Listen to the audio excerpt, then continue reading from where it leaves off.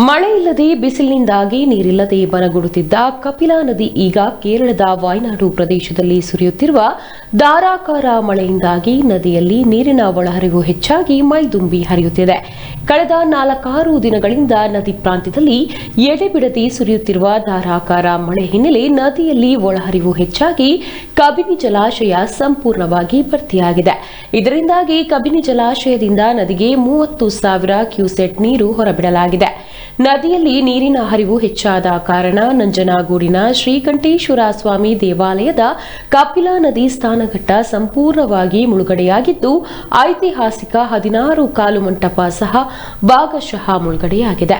ಇನ್ನು ಕಪಿಲಾ ನದಿ ಸ್ನಾನಘಟ್ಟ ಮುಳುಗಡೆಯಾದ ಹಿನ್ನೆಲೆ ಭಕ್ತಾದಿಗಳು ನದಿಗೆ ಇಳಿಯದಂತೆ ದೇವಾಲಯದ ವತಿಯಿಂದ ಮುಂಜಾಗ್ರತಾ ಕ್ರಮ ವಹಿಸಿ ಬ್ಯಾರಿಕೇಡ್ ಹಾಕಿ ಸಾರ್ವಜನಿಕರಲ್ಲಿ ಅರಿವು ಮೂಡಿಸಲಾಗಿತ್ತು. ಪ್ರವಾಹದಿಂದ ನದಿ ತುಂಬಿ ಹರಿಯುತ್ತಿರುವ ಸಂದರ್ಭದಲ್ಲಿ ಕೆಲವು ಭಕ್ತರು ಈಜಾಡುವ ಸಾಹಸ ಮಾಡುತ್ತಿದ್ದುದು ವಿಶೇಷವಾಗಿತ್ತು. ಮಳೆ ಇದೇ ರೀತಿ ಮುಂದುವರೆದರೆ ನದಿಯ ಪ್ರವಾಹ ಹೆಚ್ಚಾಗಿ ನದಿ ಪ್ರಾಂತ್ಯದ ತಗ್ಗು ಪ್ರದೇಶಗಳು ಮುಳುಗಡೆಯಾಗುವ ಸಾಧ್ಯತೆ ಕೂಡ ಇದೆ.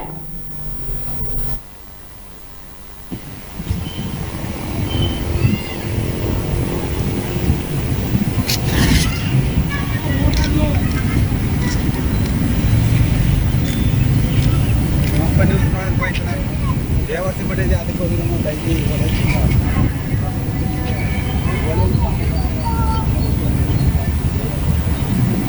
ಬೆಟ್ಟದ ಸ್ನಾನ ಮಾಡಬೇಕು. ಈ ಕಡೆ ಬನ್ರಿ, ಮುಂದೆ ಹೋಗ್ಬೇಡಿ, ಈ ಕಡೆ ಬನ್ನಿ.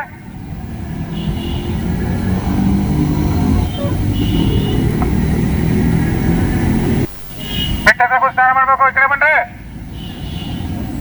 ಮುಂದೆ ಹೋಗ್ಬೇಡಿ, ಈ ಕಡೆ ಬನ್ನಿ.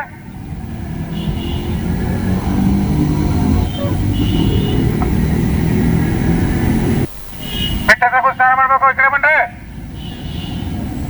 ಮುಂದೆ ಹೋಗ್ಬೇಡಿ, ಈ ಕಡೆ ಬನ್ನಿ.